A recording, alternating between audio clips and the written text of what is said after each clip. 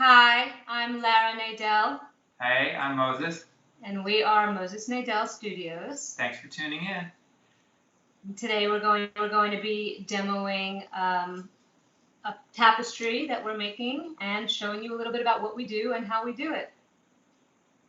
So Lara is going to begin to continue this weaving, latticing process that uses these die-cut links. So these tapestries can use up to 2,000 links in order to make this basically giant cargo net, or, I don't know how you want to describe it, but giant weave, and they're all custom, and they require a lot of focus and a lot of preparation work to get to this point. Yeah, and the color orange is I'll hold awesome. it up for you to see where we're at. Hey Brad, hey guys. Yeah, the house is sort of coming along. It's become our full-blown studio, so we've kind of the whole house. We've taken it over since COVID, and it's kind of cool. It's kind of like living in your work.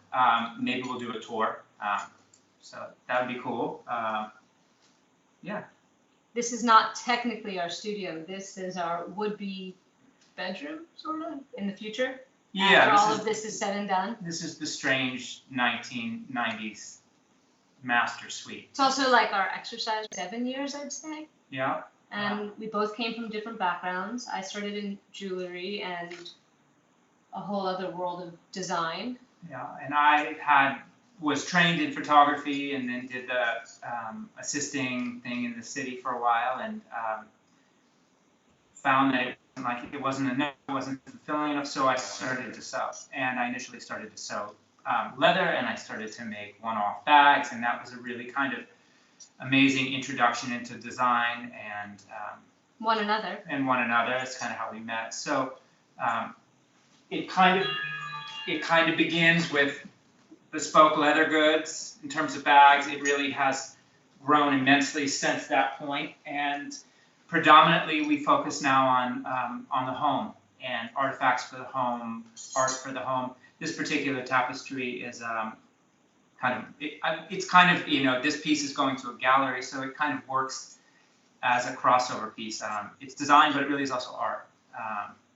And it kind of incorporates so many of the things we love, which is repetition, the tactile strength of leather, the handworking. I know you probably can't see, but it hangs on a solid brass rail, which is I can hold it up. Quite heavy. Super cool to work with such heavy respect. Yes, we can. Okay, I'm seeing some questions. Cool. Yes, we were debating whether or not we wanted to make this as a leather hammock. But, that's the question. But this particular leather is not as thick as I'd like it to be. I am a perfectionist when it comes to the durability of my stuff and our stuff. So as a hammock, this would look gorgeous. It may stretch. So the hammock has to be done out of much thicker belting leather. This is but it's a project that we are definitely working on. It has to happen. In fact, we've been talking about that for nearly 3 years, I'd say. Yeah. And now is the time. Hanging bed, day bed, swing, cargo net, I don't know, all that stuff. Room divider. Yeah. Everything. But that's what makes it fun, is that we can keep reinventing and recreating. Initially, this was inspired by a 1970s linking stitch, and we've taken that into the world of bags and pillows. We actually have a pillow here. Yeah. Which you can kind of see how we've used this and integrated. Like this is kind of your original inspiration. You may have seen these in the 70s. They're like veg tan and brown, and they age really amazingly. So we figured we would do a bit of a revival, and then, like all things, evolve it into a whole nother dialogue and make it bigger, make it not about accessories for the body, but for the house. So we designed a language, and we're incorporating that. Oh, there's also a belt over here. This is another size link that's really cool. We like to create unisex products because I mean, we're wearing the same pants. We kind of wear the same thing all the Well, time. that was an argument today, but, Yeah, well, sort of. you know, what are you gonna do? But this is a link belt that we designed, and we hand carved the buckle. Oh, So so that was- Erin is asking what die cut means, but not she's saying die cut. So die cutting is, this is a square piece of leather. On top of it, you put an industrial cookie cutter, and then you put it underneath what we call our clicker. And that is a hydraulic machine that A monster. and if we go on a tour, we'll show you, but it basically will, with its knife edge, click out the shape.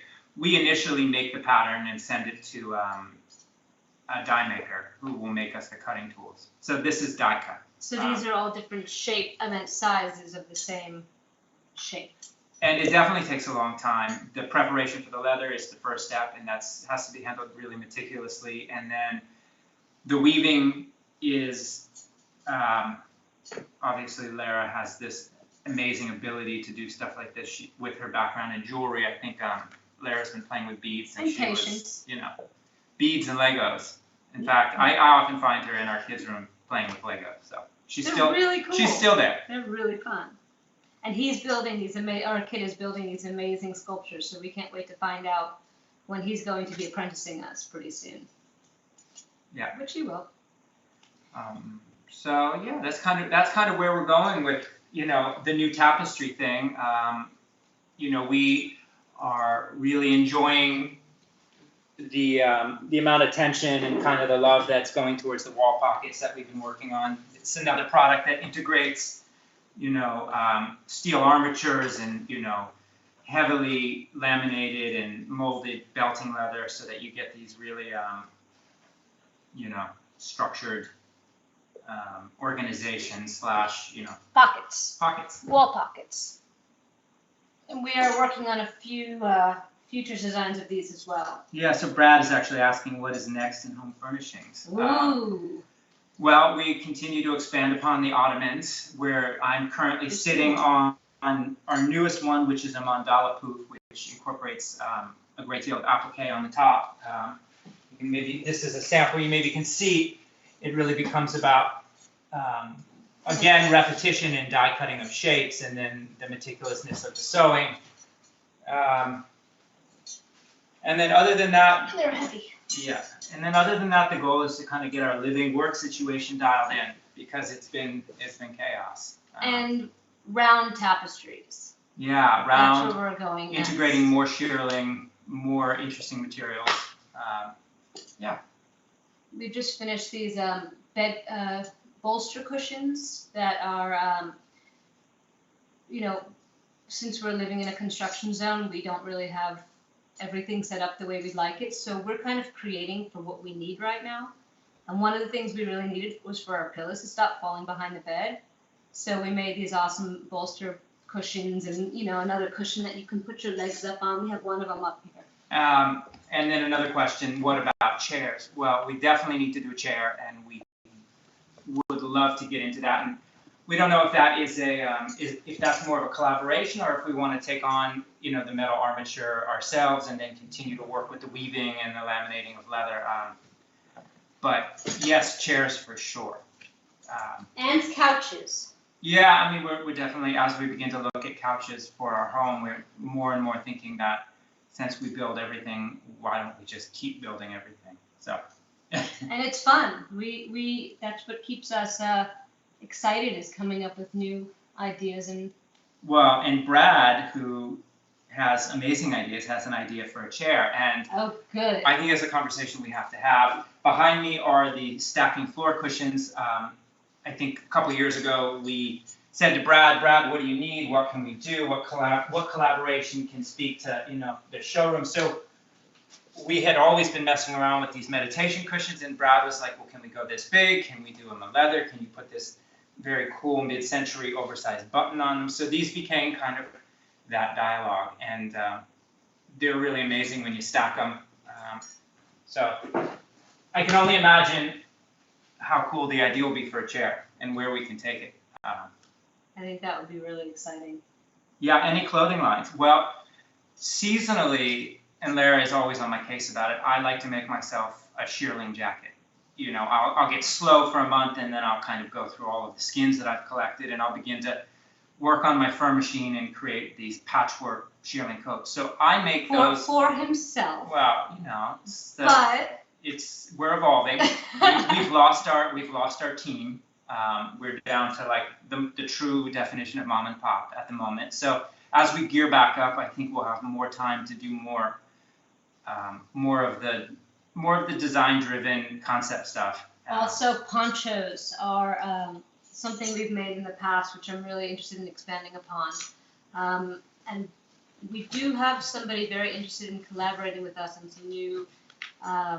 Perfect handle here, so you know you can hang out. You can take them to the beach if you are luxurious and don't care about your leather, you know, or you can put them in the backyard.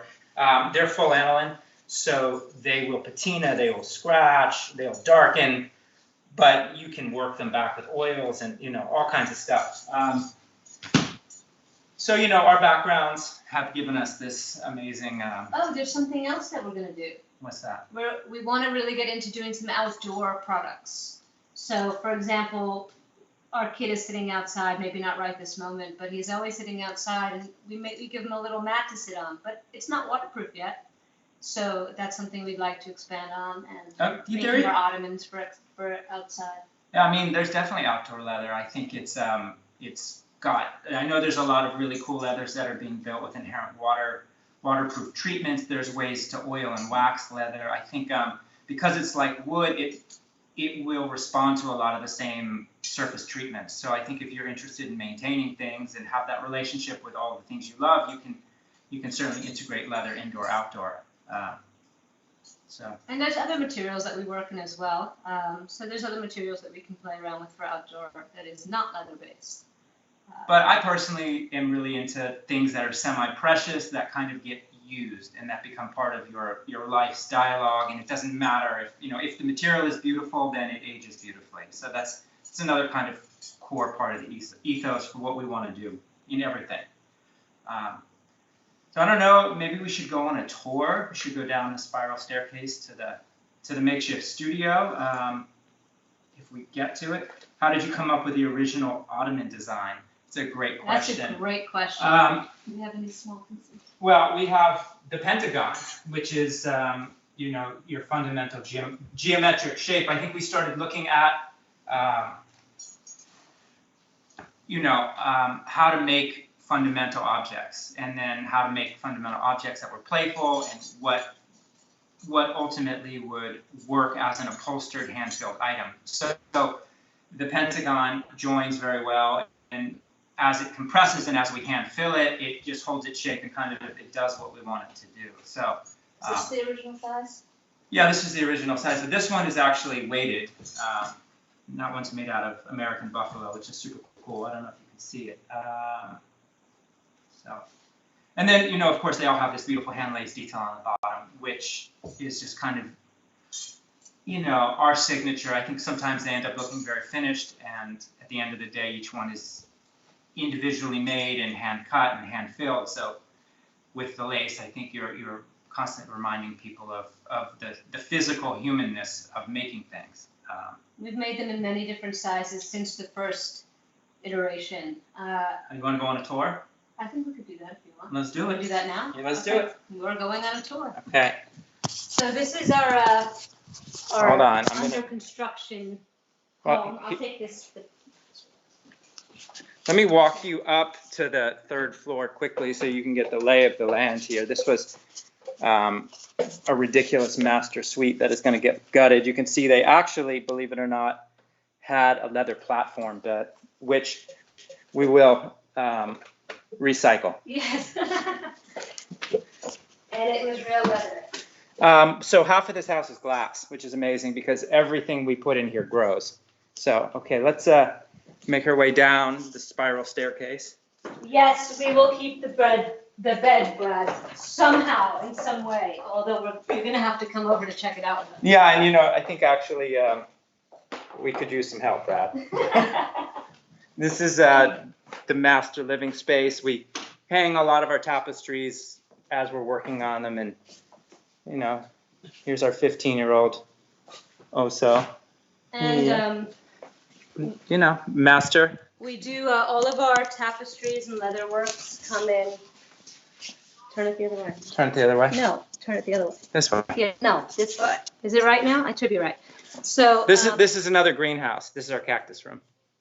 we have a really large palette of leathers that we work from in all different materials. So we don't only use orange, is basically the point. Glass block. Any suggestions? Anyone have an idea which one we should go with? And then now you're down in the basement. This is technically our studio. This is technically our makeshift workshop. You know, we closed the shop down in Brooklyn. The cactus room is pretty amazing. Oh, the cactus room is sick. Those cactuses have grown over 1.5 feet in probably 6 months. So, you know, we try to do our little studio action here. You know, we got all of the industrial sewing machines, some very cool. A bonus big bite. This is designed to join shearling seamlessly. So, you know. This is a skyver. Skyver. This is something unique for edging blankets. And this is a cylinder bed. Yes. I don't do much of the sewing. Yeah. And as you can see, kind of every room is semi under construction.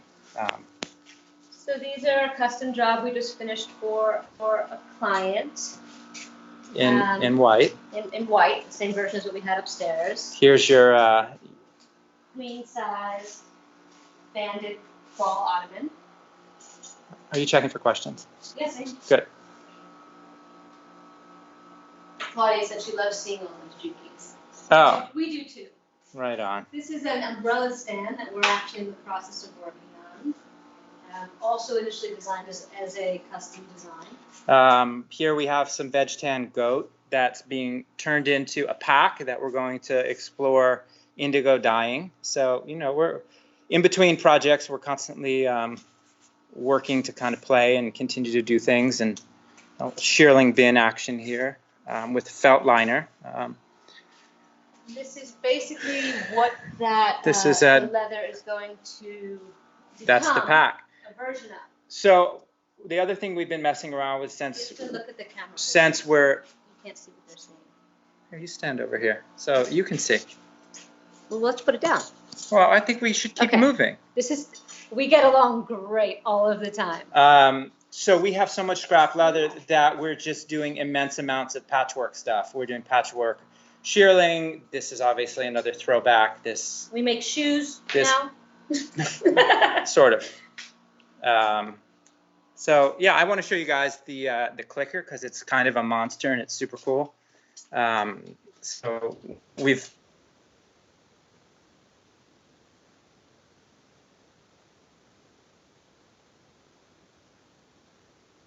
is the clicker. This is manufactured in Brooklyn, 1969. It's a Herman Schwabe. It's like the Cadillac of clickers. So this basically travels up and down and cuts leather.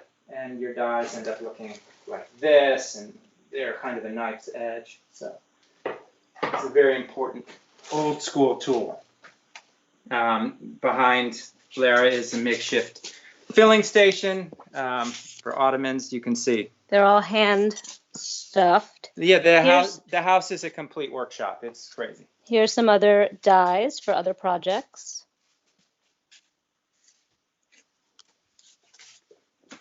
Yeah, maybe I can see if there's questions. Okay, and these are all of our work closets, which we're not going to introduce you to because they are not in good condition. Because somebody, namely me, has to clean them. Either, are you asking what the ottomans are stuck with? Either way, the cushions are filled with down, and the ottomans get filled with a recycled shredded foam that we have made for us. That has to be hand stuffed because it's fluffy as could be, and then through the process of compressing, it basically claims the shape that you're putting it into. They're very physical. Yep. And here is another great tool that we have. This is a branding machine, which I'm sure you've all seen at some point. that basically stamps words or logos onto all of the products. Should we go look at the trees? No. We don't More need to work. see trees. Okay. You guys know what trees look like, right?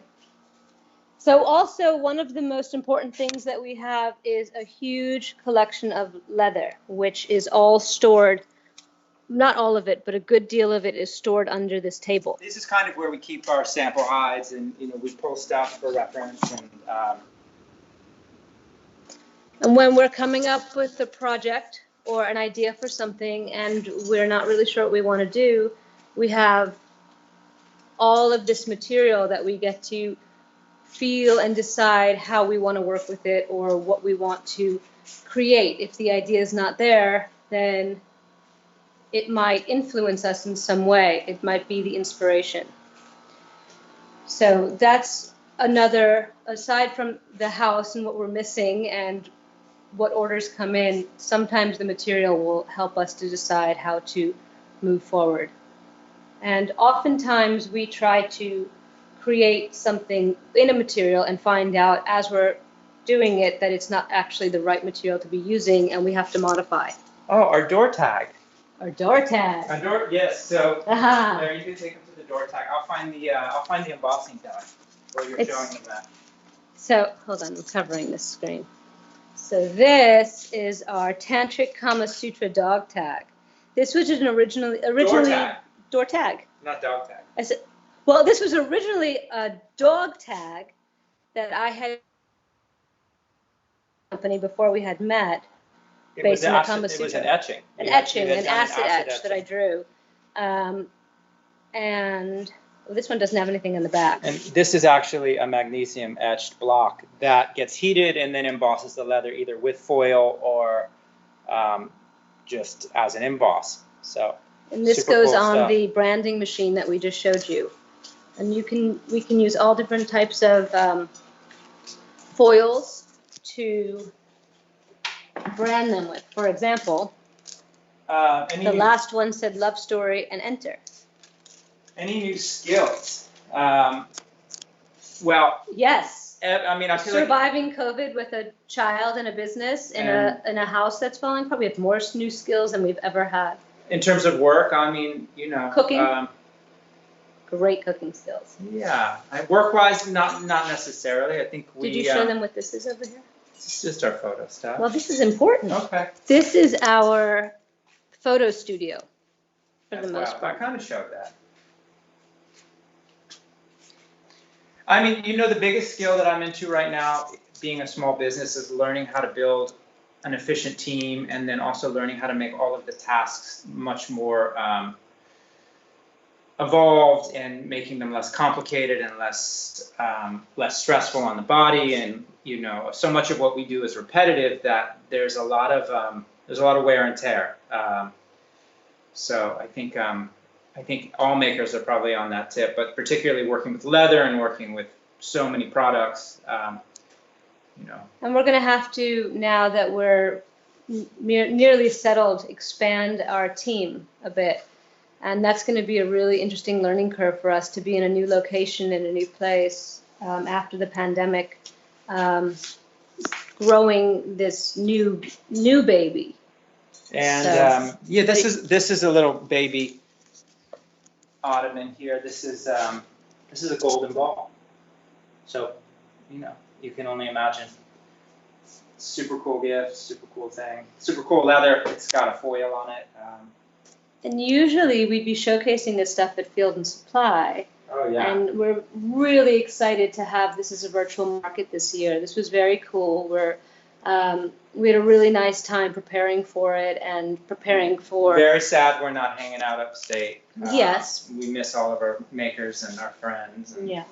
Yeah. But we do like listening to the music on the Field and Supply site. That was so cool, having all the playlists. And I think tonight we might be making a soba and strawberry dish that was posted in the recipes, which is really, really beautiful. That's super cool. So it's been a really nice thing having that avenue and connecting with all of the other people involved with Field and Supply and makers, which is a really special thing. I think that one of the advantages to being able to have the access to have that is the access to a huge group of really cool, really amazing people that we would not have met on our own. And that we'd like to collaborate with. And, you know, there's a long list of people we'd like to collaborate with. Yeah, I mean, I think we need to figure out how that's going to work. But everything's just kind of, we have to figure out how to make that work. And that's kind of what we wake up saying all the time. How are we going to make it all work? How are we going to get it all done? But we do, and we managed to. Did you show them the bin that's sitting right there? I did. We got cruised by the bin, yeah. shearling bin. There's one of our preferred mediums is shearling. And the metal and leather duo. What metal and leather duo? Well, the great combo of metal and leather. Oh yes, that's the combo. Like that's like chocolate and peanut butter. This is an interesting thing to show. Oh, that's so cool. This bag that's on the table here that is not yet built out of this veg tan, which I think we might indigo dye for our first time. We've designed a metal clasp for. This is like a wax, like a jewelry wax that then got reiterated and bent and, you know, sculpted into a piece of hardware. I think at the tail end of doing bags, we were really committed to bringing a unique handcrafted element beyond the bag to the piece. So we've incorporated the links that you saw upstairs in large scale, and these, which are metal variations of those links as well. And that really comes from Lara's background, which as a jeweler, I guess you design a piece or a shape and you find 100 different ways to reiterate it. So that's definitely something Lara has really taught me a lot about in terms of our work and, thank you. You know, utilizing design and, you know, growing into products from an already established foundation. Yeah, I guess that's, again, what our language is. It's that bringing together those elements and then expanding upon them. Yeah, and the other thing we wanted to just, you know, we wanted to give a shout out to, you know, the great interior designers that we get to work with. Sissy and Marley is an amazing, amazing duo that has been progressively working with us to push us into new products. Along with Brad, who's bringing us a great chair idea pretty soon. So, you know, shout out to all of the interior designers and architects. And the other makers that are showcasing on the platform. We saw yesterday some amazing, amazing videos on Field and Supply Live, which were really inspiring. You know, we talked about pottery after we saw the wheelwork, and we talked about essences, and we had a really nice time. Oh, and great leather work. Jay Teskey did great, super really clean. Nice. He's just got great classic leather skills, and, you know, secretly learning from him, watching his videos. So. Well, we don't consider ourselves necessarily leather. You know, leather's what we got into, so we use it. But I'm not trained in that respect, but a lot of the tools cross over. We're makers in all different types of mediums, more so than we are leather. What do you call leather workers? More than like a true leather craftsman. Leather craftsman. Which is super. It's just a super refined medium at that level. Yeah, very specialized. It's very beautiful. I love seeing his studio and his tools. So I think we've just about come to an end, and we just want to say thank you to you, Brad, and thank you to the Field and Supply community and all of the wonderful people that we get to talk to and keep up with, and we hope you guys and all of the great collaborations that have happened and that are going to happen. So. Yeah, we're very excited to keep bringing you more, and thank you for tuning into Field and Supply this year. We hope to see you again next year, maybe in person, and we also hope that you guys stay tuned and watch the people that are up and coming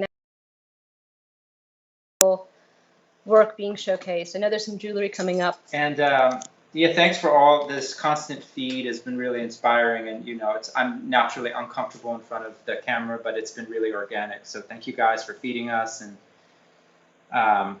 you know, it's just amazing. We're all gonna have to get comfortable with this kind of stuff. This is the new. Well, this is us getting comfortable with it now. Yeah. And I think we did an okay job. All right, I'm signing out. Happy Saturday. Thank you guys so much. We're really